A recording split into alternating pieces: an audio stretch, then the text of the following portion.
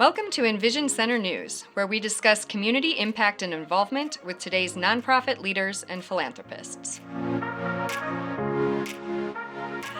Hey, Katie. Thanks for joining us today on our EnVision Center podcast. Thanks for having me. It's so good to have you. And it's so good to have you as part of our community, especially working with the Kaniksu Land Trust as a director, right? Right. I have the best job in I think, the entire state of Idaho. But there it is. Yeah. The best job in Idaho. Here she is, everyone. I love that. Exactly. So why don't you start by just telling us a little bit about yourself and essentially how you ended up where you're at today. Excellent. Okay. I grew up in Idaho. I'm actually, I think my kids are fifth generation Idahoans. So I grew up in Moscow, Idaho, just down the way, down south, and a little town called Elk City that's in the middle of literally nowhere in the middle of Idaho on a dead-end road. So those two places really formed who I am and my upbringing. Had a great childhood, went to the University of Idaho, went on from the University of Idaho eventually to the University of Washington to get my degree in architecture, actually. Okay. Which surprises many people since I ran a land trust. I joke that I'm probably the only land trust executive director in the entire nation that was an architect prior or is an architect. I focused a lot of during the time that I was doing architecture, my strategy was to focus on community projects. Okay. Because before architecture, I had actually worked for the University of Idaho and was a part of some pretty impactful building projects that were aimed in bringing community together. And at first I was a student voice in that project, reflecting what the students at the time wanted in the building. The building is the Idaho Commons. I think they've renamed it now. Yes, I'm that old that they've actually renamed the building, but and the Student Recreation Center, which is it's so funny. I remember working on that project, and one of the top reasons now that kids go to the University of Idaho, they say, is for the rock climbing wall. And that is one of the parts of that project that I was like, we must have a cool rock climbing wall. So that is your claim to fame. It makes me happy. It makes me happy. So those projects in terms of like building community, buildings that build community, inspired the architecture. And then I focused in architecture on ways in which the built environment could help pull community together. And then when the opportunity came around, I worked on I was asked to help support the Pine Street Woods campaign when we were raising the money. Kaniksu was raising the money for Pine Street Woods as a community volunteer. A board member asked me to co-chair that campaign. So I became involved with the Land Trust in that way, already having known the executive director and the work that they did.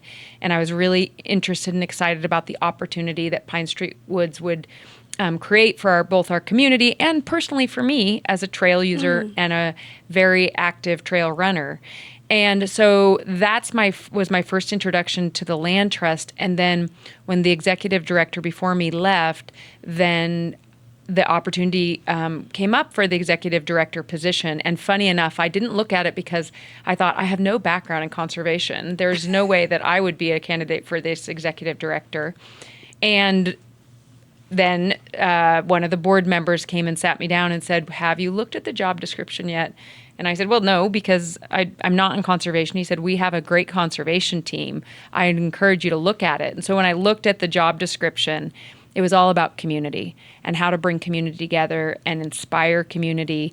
And it was intriguing to me. And so I thought, well, I've worked this long in my career to bring community together in the built environment.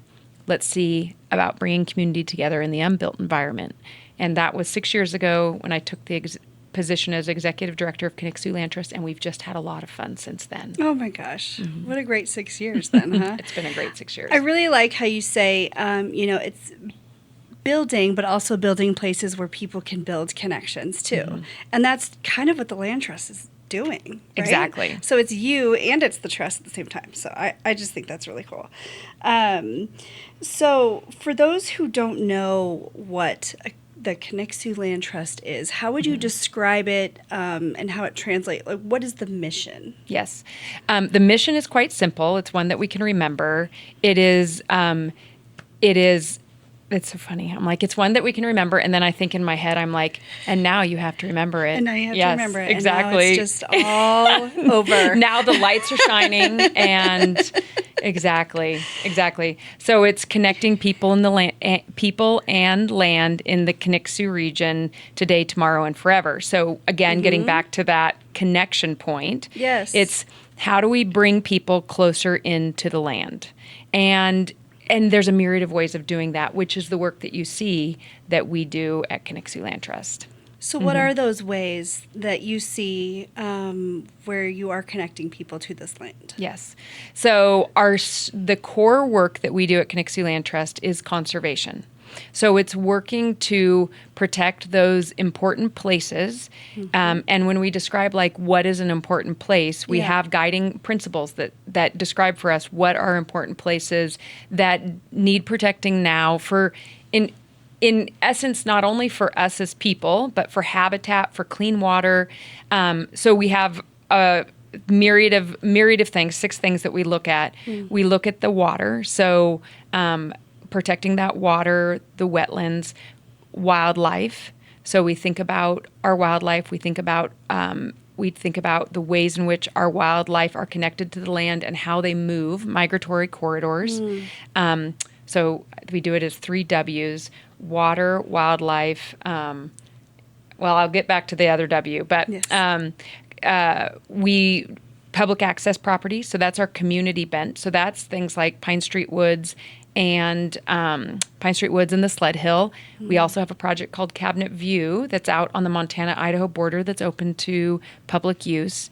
So community connections, lands of cultural significance. So we work closely with our tribal partners, both the Kaniksu tribe or Kalispel tribe and the Kootenai tribe of Idaho. And we look at lands that are important to them and we put that layer on. And so that we know when a landowner would potentially approach us if that land is something that's really significant to either of our tribal partners.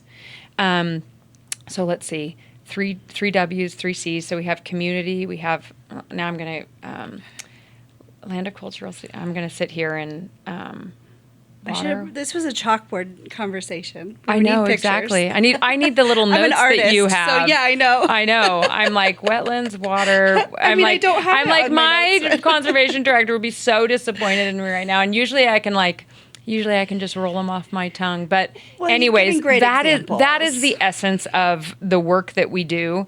And so when we talk about conservation and we talk about those 6 things, of which I covered 4 of the 6. But when we talk about the 6 things, then when a landowner comes to us, we work in private conservation. So a landowner might come to us and say, I would like to put my land in conservation. And we look at those things that I just talked about. If they align, if their land aligns with those, I'm sorry, I remember one of the most important, forestry and agricultural there it is. lands. So there we go. We look at and somebody might say, well, what's that W? It's working lands. So our forestry and our agricultural lands, we think about those as working lands, which is truly important because they are the lands that help us with our economic vitality too. So they have multiple meaning for us. But when a private landowner would come in and say, I want to put my land in conservation, we talk about it like a pencil box. So, because it can be confusing for some people. And so the landowner and Kaniksu Land Trust make an agreement together called a conservation agreement. And it's through a document called a conservation easement. And that landowner gives us 1 pencil in their entire pencil box. So the pencils in their pencil box might be that I can cut the trees on my land. I can, do forest management is a good one. I can build things on my land. I can, and so all of these tools of what we do as landowners is in this box. The only pencil that we take out as the land trust is the ability to subdivide your property. So you have a 60-acre property. You have tended it. And maybe for many of our landowners, generations of their family have tended it, have taken care of it, and they want to make sure that it's protected in perpetuity. So as they pass that land down potentially to other family members, or if they sell that land, they want to make sure that the owners that have that land in the future, they don't have the right to subdivide that land. So that land, that 60 acres that we're talking about, stays intact. So that is what that's our conservation work. That's the core of our conservation work. There's a lot that we spin off on conservation. For instance, we could spend the entire hour talking about, working on the Sand Creek Connections project, making sure that we are, we're working on that project with a myriad of community partners, making sure that the health and well-being of Sand Creek is protected long into the future. So that's our conservation. So we'll put that there. Again, we could talk about that, much more about that, but that's here. The next bucket for us, an easy way to think about this is buckets. The next bucket for us is education. Okay. So one of parts of connecting people to the land, which is our mission, is connecting our children to the land. And we do that through a myriad of education programs. We work closely with the Lake Pend Oreille School District. And we do in-school programming. So when we started this in 2017, that looked like our director of education going out and leading programs outside for schools. So they would call Dave up. Dave would come. He'd take the class out to either Lakeview Park if it was Washington Elementary, or out to, at the time we didn't have Pine Street Woods, remember, but now they can take them out to Pine Street Woods and they do nature education. That program started to really blossom in a way that we were getting way more requests for our outdoor educators' time than he had the capacity and we had the capacity to give. So a bunch of leaders within the school district and Kaniksu Land Trust, we got together and we said, how do we solve for this? And we had our first school, Washington Elementary, who stepped forward and said, we will hire a nature educator.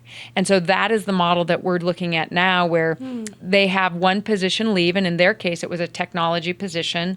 That person left. They decided our kids don't need any more understanding of technology. They firmly have a grasp of technology, but what they do need now in their lives more than ever is nature and time outside, and a connection of the work that they're doing in the classroom to what goes on outside, and a connection for the children of place and connecting them to the place. So the principal at Washington Elementary, who I just adore, she says, one of her greatest, one of the things she really works on and why she loves nature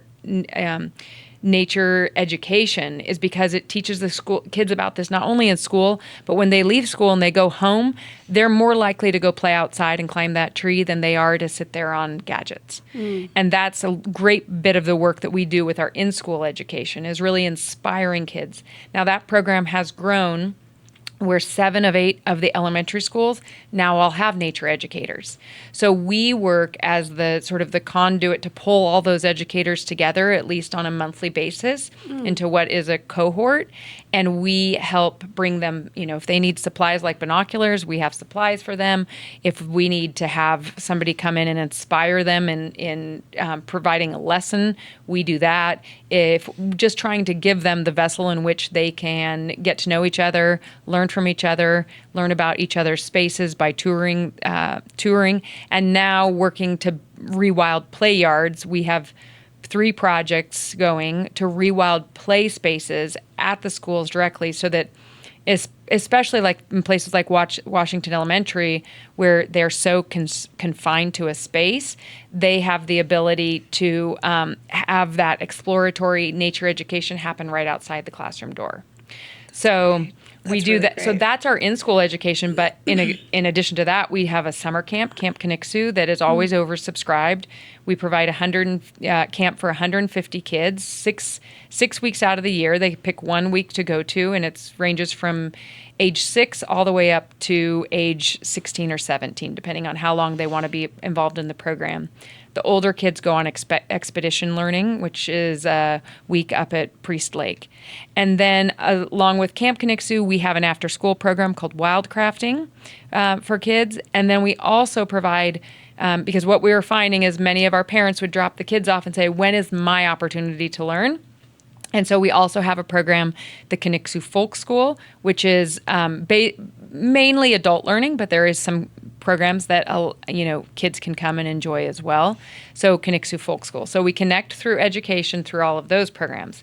Then our final one is really community stewardship, and it's our community work and the work we were talking about originally. And so that's the work that we do typically when we hear from our community things that they need, and one of those items that we're working on right now, which seems interesting to think about a land trust and housing development, is the community land trust model, and getting a community land trust model up and running, which is a housing model that meets the needs of our workforce. So it's providing housing where you hold the land in trust. So the land price is taken out of the house price. Okay. So it reduces the price of the house. We need here, because of our high housing costs, we need additional subsidies, so additional donor money to go into that. But our goal is to price a home at a price where our working community members can afford it. So we have a project right now with partners down from Boise, Leap Housing, where we've just built 6 homes in Priest River. Those are 3-bedroom, 2-bath homes at $270,000. So if you think about the average median house price, which in Sandpoint is about $650,000, in Priest River is near $525,000, and you look at a house that is 1,500 square feet for $270,000, that meets the needs of our working community. So that was a response to the fact that we were feeling, when in 2021, 2022, this huge housing crush, and what was resulting from it was that people were buying further afield, farther out from town, where the prices of the land was dropping. Okay. And so people were subdividing land in a response to that. And we said, we need to help this not occur. And in order for this not occur, we need to have housing that is affordable for our, for the working community. Yeah. And so we got into that. So those are the type of, that's one of the many types of sort of community stewardship projects that we take on in order to be a benefit to our community. Yeah, those are huge projects. Yeah. And let me go back to the education in elementary schools for a second, if I may, just because mostly I'm curious. I have a 10-year-old. Yeah. And so I'm curious if there's a particular age group that it seems to really sink in or appeal to, or that you're kind of shooting for, I guess, for an audience when it comes to connecting to the land. Is there a sweet spot? There is a sweet spot, I will say, but we do provide, when you look at those schools, they're providing nature education from kindergarten up to grade 6. Yeah, grade 6. We do have programs in the middle school, not as robust, and we do have some great nature education programs through forestry and in the high school. But mostly we work extensively at that grade school level. Yeah. And so those educators are taking every classroom out at least once a week. The sweet spot for nature education tends to be in the 3rd, 4th grade year. Yeah. That's a sweet spot where, if I would state right now what my dream is for our school district and for Kaniksu Land Trust in the future, it would be to develop an entire campus where every 4th grader came to this outdoor campus and did their entire 4th grade year in a way out in nature. And there would be, this is like the grand scheme. If we could create at Pine Street Woods a classroom community for all grades to come together and have a very deep nature education 4th grade year, that would be the best year to do it. Okay. So do you have staff members that are facilitating all of these many projects? Do you have staff? Do you have... Yes. You said board members we too, have staff. That's good. That's very good. Yeah. Yes. Okay. Or I'd be one busy bee. Which you are also. Which I am also, but that's my own doing. Yeah. So, yes, we have an amazing director of conservation. So Reagan Plum takes on the conservation work. Okay. Underneath Reagan Plum, we have, not underneath her, but associated with conservation, we have a land manager, Jeff Thompson, who helps to do the stewardship of our public access properties. Okay. We have in our education group, we have Brianna Larson, who is our director of education. So she really works to hold that cohort, as well as plan the wildcrafting and summer Camp Kaniksu. In her department, we have an assistant educator, Sean Deller, who works with her on all of those programs. But in addition, he runs the folk school. And then in terms of our community work, we have a few. So we have Kayla Mosier, and she actually, so one thing I didn't touch on is our service area is Bonner and Boundary County in Idaho and Sanders County in Montana. Oh, really? So we also work in Sanders County. So Kayla is our conduit to Sanders County. She is our Montana, our director of programs over in Montana, which are like a micro of what happens here. So, for instance, we do a summer Trails and Tales with the library here. She does it over there. She's working on a eastward expansion trail over there, so a trail project over there. She works with a lot of community partners over in Sanders County. So she's on the community side. In addition, we have we have Emerson Canning, who is our water projects coordinator. So right now we're doing 2 really amazing water projects, one being the Sand Creek Connections, which I referenced, and it's looking at a long-term plan for the Sand Creek corridor for its health and well-being. And then she's also working on Lake Pend Oreille and Pend Oreille River water trail that we're doing with a myriad of partners, where we're developing a map for a water trail and stops along the way that will go all the way around the lake and all the way around the river. And this will be not only a paper map that you could take on, and this is for non-motorized, but a canoe or paddleboard or kayak, and an online version. So we're developing that with a myriad of partners, but being the Kalispel Tribe, the Historical Society, all of the municipal partners. Project 7B is a part of that with us. So we have a water projects coordinator. Within the administrative sort of scope of the work that we do, we have an operations manager, Ann Mitchell, who holds us all together. She's like she likes that she's in the background, but she is like the person that weaves it all together. And then we have Janine Smith, who is part in operations and part helps me with development. Okay. I, as the executive director, of course, focus a lot on the fundraising and the development. How do we create revenue in order to do all this cool stuff? And then we have Marcy Timlin, who is our communications director. And so she's the one, when I first got on the board, I said the most important job that we do not have here is somebody to tell our story, because we need to tell our story so that people will see the benefit of what this organization is doing for this region. Absolutely. That's how it translates, right, into the community at large, really. Exactly. So let me ask you then this fun question is, how do you get funding to do all these fun things? Yes. So we get funding in very traditional ways for nonprofits. A huge chunk of our funding, the largest chunk of our funding, is from individual donations. So we have an amazing group of donors who year after year continually make gifts to help get all of this work done. We could not do it without them. Within those individual donors is also a group of, what we call our partner sponsors, which is typically businesses, but there's individuals in that too, in that group as well.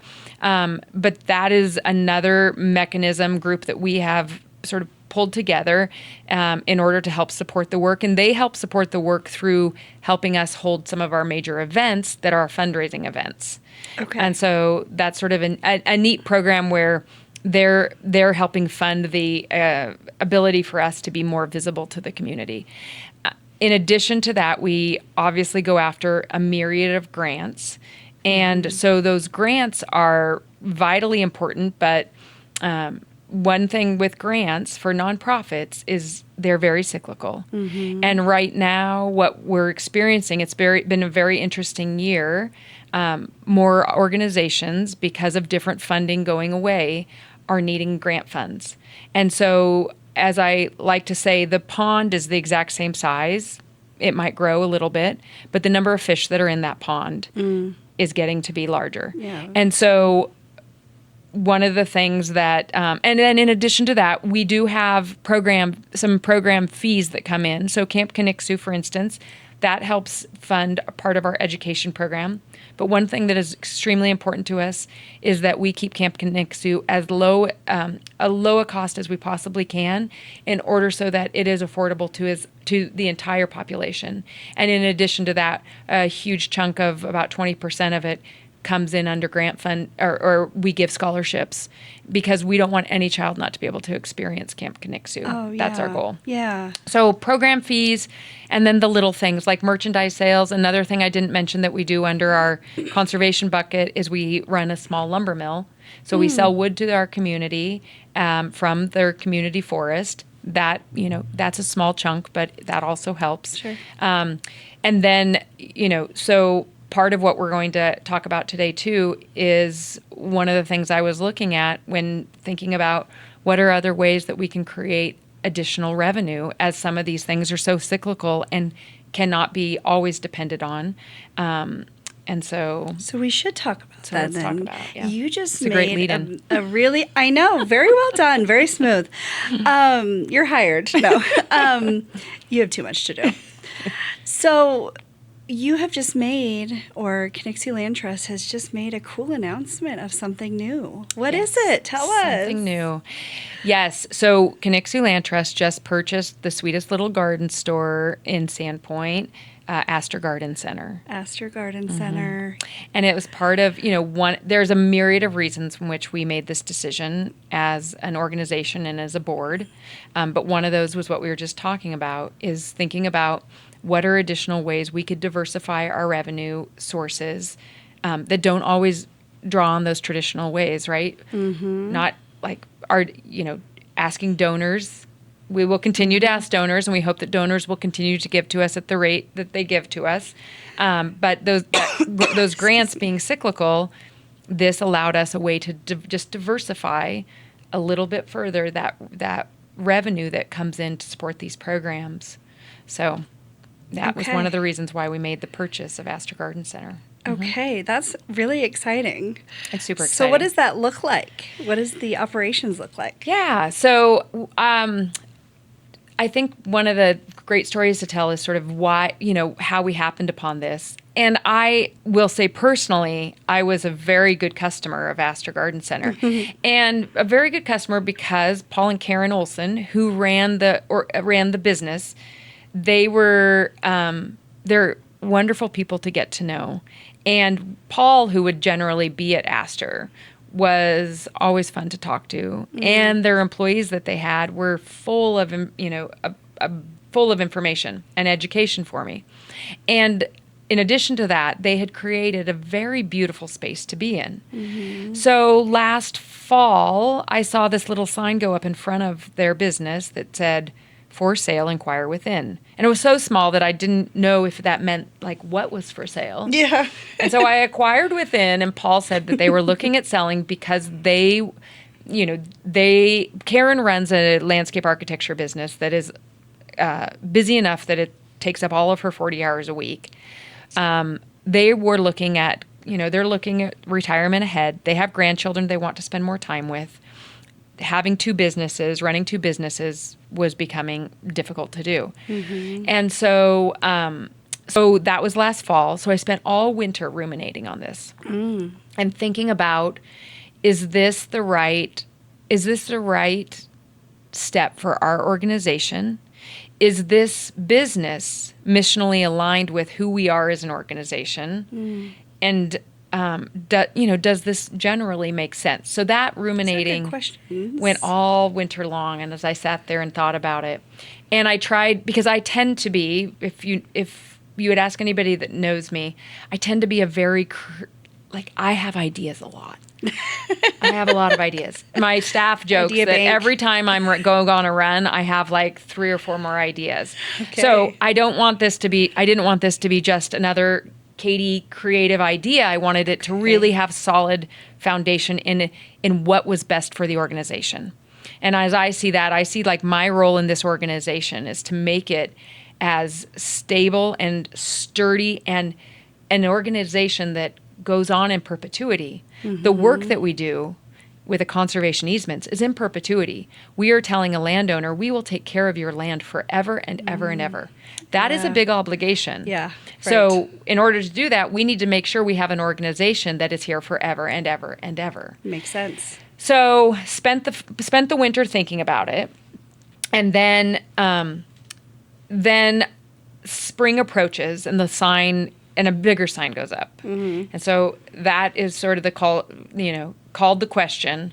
And I then took the opportunity to spring my big idea to our board president, Jim Zuberbuehler, at one of our breakfast meetings that we have every other week. And he didn't say it was a bad idea. Okay. So sounds like a yes. Exactly. So we kept, so then I had, okay, I need to keep going on this, explore it a little bit, get enough information for the board, and then present it to the board. I presented it to the board, and not to say they were all like, yes, absolutely, this is a great idea. We have some really great board members that are like, tell us more, investigate more. So we put a purchase and sale agreement in place in June, and it gave me 60 days to fully explore this idea. We pulled together a great advisory committee of very good representation of our community, landscapers, accountants, business owners, board members, to help me in poking holes in this idea and helping me explore the depths of which you need to explore when you're thinking about taking over a business. And does this make sense for the land trust? And in addition to that, keeping donors up to date on what we were exploring, because it was very evident that this was a large purchase price and we were going to only be able to do it if we had donor support. And so went along, did all of that work. We all came to the conclusion that this was a good idea, that this would be a way to diversify our revenue, that the risk of this idea was quite low because what we were buying was a piece of property. Worst case scenario happens, plants, people aren't interested in plants. Sure. And we have to sell the property. But for all of the reasons it did make a good idea, those started really forming through this exploration of this idea. The income diversification being one of those. The ability to integrate our volunteers into our work. So that has been something we have really struggled with, because a lot of people could think we do have a lot to do. That is true. But the main things we need volunteer work for is little projects here and there at Pine Street Woods or the Sled Hill. We don't have like a slow drip of volunteer opportunities. And so we really missed like engaging our volunteers. They were ready and they were like, we're ready, we're here. And we're like, can you wait? And we'll do this trail project here and this here. But it was a great way to engage our volunteers. The third part is that where we're located currently, I bet you 90% of our awesome donors and friends of Kaniksu Land Trust had no idea where we were, because we were in the back corner of a little business park.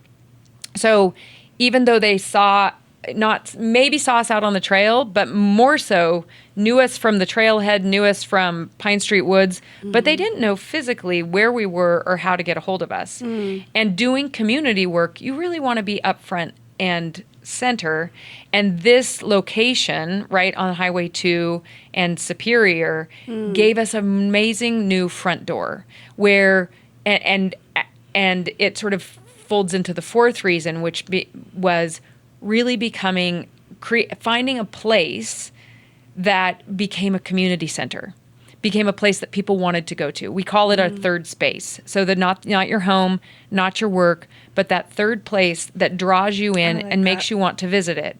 So, Astor Garden Center was a traditional nursery with beautiful plants. Paul and Karen did an amazing job sort of creating a nursery that was fun to just not even shop. I mean, shop in, yes, but just be in. Like just be there. Just be physically, there. Yeah. So we want to grow on that. We want to put seating arrangements in the garden. We want to put a projector with a movie screen off the parking lot. We want to bring in a food truck. We want to have art, First Friday art shows. We want to engage our artists in our community. We want to have a small retail shop. We want it to be a place to go when you are reading a good book and you want to be outside and you might just be close to the garden center. You make the decision to sit in one of our chairs in the garden and read your book and be in community. So we want it not only to be a nursery, we really want it to be a community space outside. And that really does seem to align with your history of the work that you've been doing and the work that's been done, and moving it forward. I really love this idea. This is cool. It felt very missionally connected as we just began to you're growing an idea and you're thinking about it and you're researching, right? And we were researching. There's a number of land trusts that actually, some that have nurseries, some that have other types of businesses that draw community in. And that was inspiring to see, we're not the first boat that's going to try this. Others have tried it and have found it successful. But then also learning from, I was reading an article about it was a hardware store. I don't even know. I'm trying to think where it was. It's a hardware store, I think in Vermont, that they put up a stage inside the hardware store, and on Friday nights sometimes they have open mic or they have concerts, and it has become the community's third space in this small town. So being inspired by others and thinking that's something we could do, and that makes sense for our mission of caring for the lands and people of the Kaniksu region. Oh, this is great. So is this space open now? Will it be opening? What's the timeline look like? Timeline, great. Okay, so right now I was saying this before we got on here, but we made the announcement to our community. I asked for people who could volunteer, who wanted to volunteer in the future in the gardens, who wanted to volunteer to help build out the space, who generally just wanted to help out. And we have got, I was saying that I can't keep up with the number of responses we've gotten on this, which has been great. It is satisfying to know, as I said, sometimes you think your idea and then you put it out there in the world, and to get this reception has been so gratifying. But we need to build out this space for our offices. So we're moving our offices there. We have about 1,200 square feet there. We have 1,000 of that square feet that we need to build out to more office spaces. So we're asking the community to help lend a hand. Okay. We have a lot of talented community members. So if you're interested in the work Kaniksu Land Trust does, you know how to swing a hammer or put sheetrock up or do a myriad of, even just down to painting, look us up and come and help. So the goal is that our build out will happen October, November. We'll move in sometime in December, which is a little crazy thinking about what happens in December at a nonprofit, but we're going to attempt it. And then the garden center will open April 14th, which is National Gardening Day. Oh, isn't that poetic? I love that. Marcy, who's our director of communications, tends to like to look at what the national day is. I like that. Every day is a national day for something. It is. And that seemed to resonate and make a lot of sense. And Karen and Paul said they typically would open in mid-April. So we're opening in mid-April. We'll have a grand opening probably April 14th or the day before. I don't know. Yeah. Open the gates to the community. Oh, I just love that. I actually can't wait. It's going to be fun. I can't either. I think about it come to life. It's going to be amazing to see it come to life. Right? I joke a little bit. My staff jokes with me a little bit. Do not have a green thumb. I have a plant in my office that I constantly forget to water, and Reagan, our director of conservation, comes in and waters it for me. Okay. And so I do hope that I will be able to every once in a while go out and they'll tell me what I can water, and I can just sit there and water and take a break from the computer or whatever I'm doing. So I look forward to that. Peaceful. I like that. That's going to be a really good project for you, I think. And really for the community. I mean, that's incredibly exciting. I love that you're doing this and that you made it come to life. Look, it happened. It happened. It's happening. It's happening. Currently. Yes. If you just go there now, there's a lot of plums that have fallen on the ground that we got to figure out how to pick up. But eventually it'll look like a vibrant garden space. Oh, that's fantastic. Okay, so if somebody wants to get involved, how do they do that? Best way, either give us a call, give us a phone call. Okay. Or go to our email, which is quite easy. It's info, INFO, at kaniksu.org. KANIKSU.org. So just send us an email or stop by the office. That's one thing. Our doors are always open. And we might be hard to find, but our doors are always open. Somebody will be in there. Exactly. Do you have a bell at the front? No. Yes. No, we have dogs that greet you. So we have a director of greeting. Even better. His name is Banjo. He's usually there every day. Go see Banjo. Go see Banjo. He'll lead you to the right person. Oh, I love that. Okay. Well, is there anything that you would like the community to know right now about the work that you're doing that we haven't covered? What would you like them to know? Anything? I guess I would be remiss not to say that, in order to make this project happen, we needed a lot of upfront donations from our community, and the total project cost is it's just shy of $1 million, and that included the price of the land, and then in addition to that, the amount for the remodel, which we're trying to do the remodel on a very slim budget, and then the price of the first year of inventory. And so of that, we've raised the first initial $500,000. And so we have the additional funding to raise to earn the rest of to earn the rest of the money in order to be able to pay off the loan. I will add that working with Karen and Paul was amazing. They really wanted to, once I approached them, and they were ecstatic about the idea of Kaniksu Land Trust owning it. They think it is just the perfect, one thing, they were not anticipating that the land would go and continue to be Astor Garden Center. They had thought it would be purchased by a developer and would be developed. And that was sort of what they had set in their mind, and they had built this beautiful space. And so it's sort of their dream come true that we came through the door and that we made this happen. But it was because of their generosity in doing a owner carry that made this possible. So we've been able to make those initial down payments. We have a chunk left to raise. And either, the ideal is that we raise that through gifts. And so if somebody out there is interested in making a gift to this project, it's a great gift to fund us and fund the organization long into perpetuity, as we discussed. But in addition, there is also the idea that potentially there is an angel investor out there that wants to take on the investment that Paul and Karen are holding at 5% at a lower rate. So that's another thing that I'm working on to try to figure out if I can find somebody to hold that investment for us at a lower rate. And then, we have it sort of set in the financial model where also proceeds from the sales that we make will go in to fund the remainder of the mortgage. But ideally, if we can get it taken care of through donations or lowering those costs through an investor, then we're able to put more of those money immediately into the work that KLT does in the community. Sure. So I'd be remiss not to say that if anybody out there is interested in being a part of this and helping us with this next step, I'd love to talk to them. Wonderful. Well, and you're very easy to talk to. I like talking. No, I love it. I like talking, except for when I get asked about and then the lights are shining on mission and strategic vision. I was like, oh. I know, the corporate conversations, right? Exactly. I'm like, our easy mission, which is caring for the lands and people of the Kaniksu region today, tomorrow, and forever. And that's exactly what you're doing, very clearly. So I just appreciate you being here, but not just being here, but all the work that you have been doing and that you are doing today. I really can't wait to see how this magically all comes together, right? Because that's what it takes. Exactly. It does. It takes a little magic. Little magic, but truly you had the bravery to have an idea. And I think that that's really beautiful, and we can only benefit from that. So thank you very much. You're welcome. I'm excited to show you the space when it becomes the space. Oh, I'll be there. All right. Thanks, Katie. Yeah, thanks for having me.